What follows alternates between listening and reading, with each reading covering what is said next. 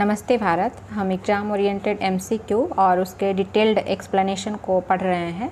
हमने Indian politics से start किया है और अभी तक इसके 20 क्वेश्चन को जो है कवर कर चुके हैं हम। आज हम 21वां नंबर क्वेश्चन से स्टार्ट करते हैं। तो 21 नंबर क्वेश्चन है क्या? 21 नंबर क्वेश्चन मौलिक अधिकार से पूछा हुआ है, जो हम पहले भी इसका डिटेल थोड़ा देख चुके हैं। क्वेश्चन क्या है कि भारतीय संविधान के अनुसार मानव का दुर्व्यवहार और मानव के साथ जो है बलात्कार निषेध है, ये कौन सा अनुच्छेद वर्णित है? तो अनुच्छेद नंबर कौन सा है? 23 है। और ये अनुच्छेद 23 किसका पार्ट है? मौलिक अधिकार का पार्ट है, फंडामेंटल राइट का पार्ट है। फंडामेंटल राइट अगर पूछा जाए संविधान के किस भाग में है, तो एक तो भाग 3 में है। अगर अनुच्छेद पूछा जाए कि अनुच्छेदों की संख्या क्या है मौलिक अधिकार की, तो ये अनुच्छेद नंबर 12 से लेकर और जो है 35 तक फंडामेंटल राइट आता है। तो इसी 12 से 35 के बीच में क्या आता है? अनुच्छेद 23 आता है। और आप ये भी ध्यान रखेंगे, ये 12 से 35 तक में जो फंडामेंटल राइट की जो बात की गई है, उसमें मौलिक अधिकार अगर हम देखें तो मौलिक अधिकार को 6 भागों में बांटा गया है। पहला है समता का अधिकार या समानता का अधिकार, जिसको कि 14 से लेकर के 18 तक में हम रखते हैं समता के अधिकार को। और दूसरा है स्वतंत्रता का अधिकार, जिसको कि हम 19 से 22 तक में रखते हैं। और तीसरा जो है शोषण के विरुद्ध अधिकार, जिसको अनुच्छेद 23 और 24 में रखते हैं। तो ये जो 23 नंबर आर्टिकल यहाँ पर पूछा गया है, तो ये कौन से अधिकार में आता है? तो ये शोषण के विरुद्ध अधिकार में आता है। चौथा है धार्मिक स्वतंत्रता का अधिकार। तो धार्मिक स्वतंत्रता का जो अधिकार है वो अनुच्छेद 25 से लेकर के और 28 के अंतर्गत आता है। 25 से 28 धार्मिक स्वतंत्रता का अधिकार। और फिर आपको 5वां जो अधिकार है मौलिक अधिकार, संस्कृति और शिक्षा संबंधी अधिकार, वो अनुच्छेद 29 और 30 के तहत आता है। और जो अनुच्छेद 32 है वो संवैधानिक उपचारों का अधिकार आता है, जो कि 6 नंबर मौलिक अधिकार है। इस तरह से जो है मौलिक अधिकार को बांटा गया है कि 6 प्रकार के मौलिक अधिकार जो है दिए गए हैं, जो कि अनुच्छेद जो है इस तरह से हम बांट के पढ़ते हैं। उसी में 23 नंबर में यहाँ पर डिटेल्स तो दे ही दिया गया है। हम और भी ऑप्शन को देख लेते हैं कि अनुच्छेद 24 क्या कहता है। 23 तो दे दिया कि मानव के साथ दुर्व्यवहार और उनके साथ जो है ज़बरदस्ती उनसे किसी प्रकार का श्रम करवाना जो है निषेध किया गया है। तो ये आर्टिकल 23 में वर्णन है। वहीं अनुच्छेद 24 क्या कहता है? अनुच्छेद 24 में ये प्रावधान किया गया है कि बालकों के नियोजन पर 14 वर्ष से जो कम उम्र के बालक हैं, उन बालकों के नियोजन पर जो है प्रतिषेध है। उन बालकों से किसी भी कारखाना या फिर किसी अन्य जोखिम भरे काम में नियुक्त नहीं किया जा सकता है। तो ये आर्टिकल 24 में है। वहीं आर्टिकल 25 में क्या है? तो इसमें धार्मिक स्वतंत्रता का अधिकार है। 25 से 28 अभी हमने क्या पढ़ा? धार्मिक स्वतंत्रता का अधिकार। तो उसमें भी 25 में क्या वर्णित है कि कोई भी धर्म को अबाध रूप से मानने, उनकी आचरण करने और उनका प्रचार करने की स्वतंत्रता है। तो ये धर्म से संबंधित है। वहीं आर्टिकल 26 भी धर्म से संबंधित है, लेकिन इसमें है कि हम किसी धर्म को मान रहे हैं, तो उस धर्म के जो है धार्मिक कार्यों के प्रबंध की स्वतंत्रता यहाँ पे हमें करने की एक तरह से छूट है। तो ये अनुच्छेद 26 में है। तो ये चारों ऑप्शन को भी हमने देख लिया। अब हम अगले क्वेश्चन पर आते हैं।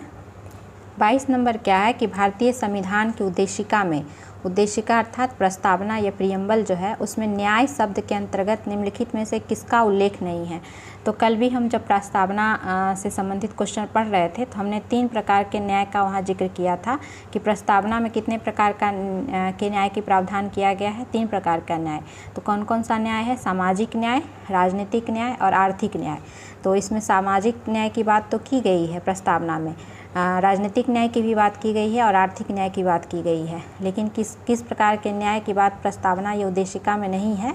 तो कानूनी न्याय की बात नहीं की गई है। चूँकि क्वेश्चन नहीं ही पूछ रहा था कि किस प्रकार के न्याय की व्यवस्था उद्देशिका या फिर प्रस्तावना में नहीं है, तो कानूनी न्याय नहीं है। लेकिन हमें ये ध्यान रखना है कि किस प्रकार के न्याय की बात की गई है। तो सामाजिक न्याय, राजनीतिक न्याय, आर्थिक न्याय, यानी कि 3 प्रकार की न्याय की बात जो है उद्देशिका या प्रस्तावना में की गई है। निम्न में से कौन सा अनुच्छेद जो है धार्मिक कार्यों के प्रबंध की स्वतंत्रता से संबंधित है? इसके पिछले वाले क्वेश्चन में भी हम देखें कि धार्मिक कार्यों के प्रबंध की स्वतंत्रता अनुच्छेद 26 में है। और एक बार फिर से हम रिपीट कर लेते हैं कि 25 से 28 क्या है? 25 से 28 जो है धार्मिक स्वतंत्रता का अधिकार है। तो उसमें जो 26 नंबर आर्टिकल है वो धार्मिक कार्य के प्रबंध की स्वतंत्रता का प्रावधान करता है कि अनुच्छेद उससे 26 ये संबंधित है। नेक्स्ट क्या है कि कैबिनेट मिशन प्लान की योजना के तहत संविधान सभा का गठन कब हुआ है, जो कि संविधान सभा का गठन ऑप्शन के अनुसार इसमें ये तो 47 दिया हुआ है, 49 है, 48 है, तो इतना दूर तो नहीं होगा। नवंबर 1946 में हुआ है। कब हुआ है संविधान सभा का गठन, तो 46 में हुआ है। 46 में हुआ है संविधान सभा का गठन। और संविधान सभा का गठन जो है किसके तहत हुआ है, किसकी संस्तुतियों के आधार पर हुआ है, तो कैबिनेट मिशन प्लान की संस्तुतियों के आधार पर जो है इसका गठन हुआ है, संविधान सभा का गठन हुआ है। तो हम थोड़ा जो है कैबिनेट मिशन को पढ़ लेते हैं, क्योंकि कैबिनेट मिशन और संविधान सभा इन सब से जो है बीपीएससी जो है हर साल क्वेश्चन पूछती है, तो हम उसको देख लेते हैं।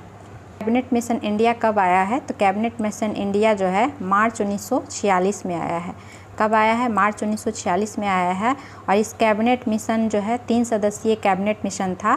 और उसमें कौन कौन लोग शामिल थे, तो स्टेफर्ड क्रिप्स, एबी अलेक्जेंडर और पैथिक लॉरेंस, ये 3 लोग जो है शामिल थे। तो मैं हमेशा कंफ्यूज हो जाती थी एग्ज़ाम के समय, और बीपीएससी चूँकि हमेशा पूछता है तो आपको याद रखने के लिए मैं एक इस तरह से बना ली थी न्यूमेरिक CAL काल कि कॉल किया, कैबिनेट मिशन ने कॉल किया कि आइए और आप संविधान का निर्माण कीजिए, कॉल किया। तो इसमें C से आप याद रखिए क्रिप्स, A से अलेक्जेंडर और L से जो है लॉरेंस। तो इसमें जो लास्ट वाला जो है पैथिक लॉरेंस, जो L है लॉरेंस है, वो इस कैबिनेट मिशन के अध्यक्ष थे। तो ये आप इस तरह से याद रख सकते हैं, और ये हमेशा बीपीएससी पूछता है, तो आप 2-3 बार इसे जो है देख लीजिएगा। और इस कैबिनेट मिशन प्लान के तहत जिस संविधान सभा का गठन किया गया, तो ये कैबिनेट मिशन प्लान में क्या क्या प्लान था, क्या कुछ प्लान रखा गया था, तो कुछ एक आप 2-3 पॉइंट बस याद रखें कि इसमें ये बात कही गई थी इनके प्लान के अनुसार कि भारत एक प्रांत होगा जिसमें ब्रिटिश भारत के प्रांत और देसी राज्य दोनों शामिल होंगे। हालांकि जो विदेशी मामला, प्रतिरक्षा और जो संचार ये सब है, ये केंद्रीय सरकार के अधीन होंगे। और दूसरा क्या था कि जो भी संघीय विषय हैं, उस संघीय विषय को छोड़ करके जो भी शेष विषय और जो अपशिष्ट शक्तियाँ हैं वो प्रांतों में निहित होगी। वहीं जो है तीसरा प्रोविज़न क्या था, यही संविधान निर्मात्री सभा का गठन प्रांतीय विधानसभाओं और देसी रियासतों के प्रतिनिधियों के द्वारा किया जाएगा। तो इसी प्लान के तहत जो है बाद में संविधान सभा का गठन जो है किया जाता है। और इस कैबिनेट मिशन प्लान का ही एक और पार्ट क्या था कि इस योजना के तहत प्रांतों को 3 श्रेणी में क, ख, ग में बांटा गया। और इसी जो क, ख, ग में बांटा गया, तो बिहार को जो है क की श्रेणी में रखा गया है। तो ये भी क्वेश्चन पूछा हुआ है कि किस मिशन, किस प्लान, किस योजना के तहत जो है प्रांत को 3 श्रेणियों में बांटा गया था, क, ख, ग में, तो कैबिनेट मिशन प्लान के तहत। तो ये इस तरह से हमने जो है कुछ बेसिक कैबिनेट मिशन के बारे में पढ़ा। अब हम अगले क्वेश्चन पर आते हैं। भारत के संविधान में निम्नलिखित में कौन सी याचिका का उल्लेख नहीं है। तो पहले हम ये देख लेते हैं कि याचिका क्या होता है। तो याचिका आप जानते होंगे कि रिट को हम कहते हैं WRIT रिट, जो कि किसका पार्ट है, किसके तहत जारी किया जाता है, तो आर्टिकल जो है 32 के तहत, आर्टिकल 32 जो संवैधानिक उपचारों का अधिकार है, उसके तहत जो है 5 प्रकार का रिट जो है सर्वोच्च न्यायालय के द्वारा, जो सुप्रीम कोर्ट है उसके द्वारा जारी किया जाता है। ये 5 प्रकार के रिट कौन कौन से हैं? पहला है बंदी प्रत्यक्षीकरण, दूसरा है परमादेश, तीसरा है प्रतिषेध लेख, चौथा है उत्प्रेषण और 5वां है अधिकार परीक्षा लेख। और चूँकि ये जो रिट जारी करने का अधिकार सुप्रीम कोर्ट को है, और ये बहुत ही इम्पॉर्टेंट होता है, और ये इसी कारण जो है संवैधानिक उपचारों के अधिकार को डॉक्टर भीमराव अंबेडकर ने जो है संविधान की आत्मा कहा था। तो इसमें पूछा क्या था कि कौन सी याचिका का उल्लेख नहीं है पूछ रहा है। तो प्रतिषेध तो है, जो 5 प्रकार का रिट सुप्रीम कोर्ट आर्टिकल 32 के तहत जो जारी करती है मौलिक अधिकारों के संरक्षण हेतु, तो उसमें प्रतिषेध शामिल है, परमादेश भी शामिल है, अधिकार परीक्षा भी शामिल है, आदेश नहीं शामिल है। बल्कि जो है और 2 एक्स्ट्रा क्या है, 3 तो यहाँ पर दे दिया गया है, 2 और क्या होगा, एक तो बंदी प्रत्यक्षीकरण और दूसरा क्या है, दूसरा हो जाएगा आपका उत्प्रेषण यहाँ नहीं दिया है। तो इस तरह के 5 प्रकार के रिट जो है, 5 प्रकार के रिट सुप्रीम कोर्ट जारी करती है आर्टिकल 32 के तहत। और इस अगला क्वेश्चन क्या है कि निम्नलिखित में से कौन 29 अगस्त 1947 में गठित समिति के सदस्य नहीं थे। तो 29 अगस्त 1947 को कौन सी समिति गठित हुई थी? अगर ये पता होगा तब हम बता सकते हैं कि कौन इस समिति के सदस्य नहीं थे। तो बी एन राव द्वारा जो है संविधान का प्रारूप तैयार किया गया था। तो उस संविधान के प्रारूप पर विचार विमर्श करने के लिए संविधान सभा द्वारा 29 अगस्त 1947 को जो है किस समिति का गठन किया गया था? प्रारूप समिति का गठन किया गया था। कब किया गया है? 29 अगस्त यही 1947 को प्रारूप समिति का गठन किया गया है। और इस प्रारूप समिति के अध्यक्ष कौन थे? तो बी आर अम्बेडकर जो है इस प्रारूप समिति के अध्यक्ष थे और 6 अन्य सदस्य थे। तो इस तरह से प्रारूप समिति के कुल कितने सदस्य थे? तो 7 सदस्य थे। 7 सदस्यीय प्रारूप समिति की यह थी और इसके अध्यक्ष बी आर अम्बेडकर थे। तो 6 और अन्य सदस्य कौन कौन थे वो हम देख लेते हैं। तो एक एन गोपाल स्वामी अयंगर थे, दूसरा अल्लादी कृष्णा स्वामी अय्यर, कन्हैया लाल माणिकलाल मुंशी, सैयद मोहम्मद सादुल्ला, एन माधव राव और डीपी खेतान। बाद में डीपी खेतान जो कि टीटी कृष्णामाचारी को बाद में बना दिया गया। जब डीपी खेतान की जो है मृत्यु हो गई तो उसके बाद जो है टीटी कृष्णामाचारी को इस प्रारूप समिति का जो है अध्यक्ष बनाया गया। तो इस तरह से जो है ये लोग प्रारूप समिति के सदस्य थे।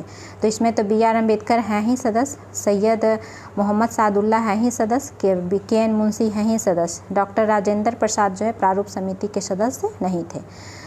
नेक्स्ट है कि भारतीय संविधान में कौन से अनुच्छेद में मूल कर्तव्य का उल्लेख किया गया है? तो मूल कर्तव्य का उल्लेख हम कल भी पढ़े हैं पहली वीडियो में कि मूल कर्तव्य का उल्लेख कहाँ किया गया है? तो अनुच्छेद 51 के क में किया गया है।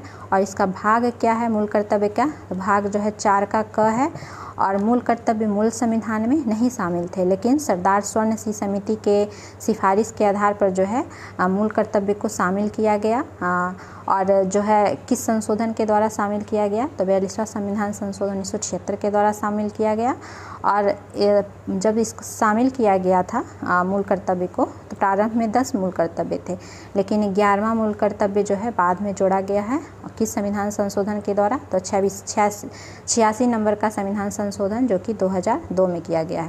तो इस तरह से वर्तमान में कुल कितने मूल कर्तव्य हैं? 11 मूल कर्तव्य हैं। और किस भाग में? भाग 4 के क और आर्टिकल 51 के क में। तो आंसर हमारा क्या हो जाएगा? सी। नेक्स्ट क्वेश्चन क्या है कि आपातकाल की उद्घोषणा जब की जाती है तब निम्नलिखित में से कौन से मूल अधिकार को छोड़कर अन्य सभी मूल अधिकारों के प्रवर्तन के लिए न्यायालय में जाने का अधिकार निलंबित रहता है? तो ये कौन सा आंसर हो जाएगा? तो अनुच्छेद 20 और 21 इन दोनों अनुच्छेद को छोड़ दिया जाता है। बाकी सभी मूल अधिकार जो है मूल अधिकार को लेकर के हम सुप्रीम कोर्ट नहीं जा सकते हैं, वो उसका निलंबन हो जाता है। ये कब होता है, किस स्थिति में होता है? तो जब आपातकाल की उद्घोषणा की जाती है। तो हम ये देख लेते हैं कि आपातकाल बेसिक्स देख लेते हैं कि आपातकाल किस किस आर्टिकल के तहत जो है लगाया जाता है। तो आपातकाल के लिए 3 आर्टिकल है। एक आर्टिकल आपका 352 है, 352 है, दूसरा जो है 356 है, तीसरा जो है 360 है, जिसमें कि आर्टिकल 352 के तहत राष्ट्रीय आपातकाल लगाया जाता है, 356 के तहत राज्य आपातकाल या जिसे राष्ट्रपति शासन कहते हैं वो लगाया जाता है, और 360 के तहत जो है वित्तीय आपातकाल लगाया जाता है। और ये आपातकाल की घोषणा जो है किसके द्वारा की जाती है? तो राष्ट्रपति के द्वारा की जाती है। और अभी तक जो है 352 के तहत जो राष्ट्रीय आपातकाल है 3 बार लगाया जा चुका है, जिसमें कि 1962 में, 1971 में, 1975 में लगाया गया है। वहीं जो है राष्ट्रपति शासन जो कि राज्य से संबंधित है, तो ये तो बहुत बार प्रयोग किया गया है राज्यों में। वहीं 360 जो है वित्तीय आपातकाल अभी तक एक बार भी नहीं लगाया गया है। हम अगले क्वेश्चन पर आते हैं कि राज्यसभा के सदस्यों की चुनाव की प्रक्रिया कहाँ से ग्रहण की गई? तो राज्यसभा के सदस्यों की जो चुनाव की प्रक्रिया है वो दक्षिण अफ्रीका के संविधान से ग्रहण की गई है।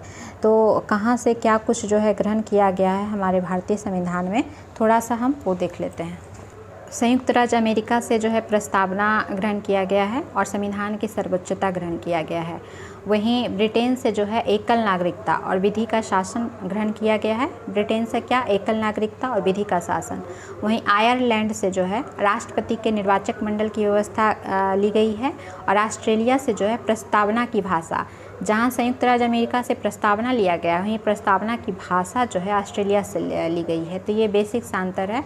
और वहीं ऑस्ट्रेलिया से और क्या लिया गया है, तो समवर्ती सूची का प्रावधान, केंद्र और राज्य के बीच संबंध कैसा होगा, वो उनके बीच शक्तियों का विभाजन, जो केंद्र और राज्य के बीच शक्तियों का विभाजन है उसका प्रोविज़न ऑस्ट्रेलिया से लिया गया है। और साथ ही साथ जो है संसद के जो दोनों सदन होते हैं उनके संयुक्त बैठक का प्रावधान भी जो है ऑस्ट्रेलिया से लिया गया है। और कनाडा से क्या लिया गया है, तो कनाडा से राज्यपाल के नियुक्ति संबंधी जो प्रक्रिया है वो, साथ ही साथ संघ एवं राज्य के बीच जो शक्ति विभाजन है उसे लेकर के, और साथ ही जो है सर्वोच्च न्यायालय का जो परामर्शी निर्णय होता है, सर्वोच्च न्यायालय का जो 143 के तहत होता है, आर्टिकल 143 के तहत, वो भी कहाँ से लिया गया है, तो कनाडा से लिया गया है। और दक्षिण अफ्रीका से तभी हमने पढ़ा ही कि राज्यसभा के सदस्यों का निर्वाचन, और साथ ही साथ जो है दक्षिण अफ्रीका से संविधान संशोधन की प्रक्रिया, जो अमेंडमेंट जो संविधान में किया जाता है, कॉन्स्टिट्यूशनल अमेंडमेंट जो किया जाता है, वो भी जो है कहाँ से लिया गया है, तो दक्षिण अफ्रीका के संविधान से लिया गया है। और जापान से जो है विधि द्वारा स्थापित प्रक्रिया जो है कहाँ से लिया गया है, जापान से लिया गया है। अगला क्वेश्चन क्या है कि संस्कृति और शिक्षा संबंधी अधिकार जो है वर्णित है।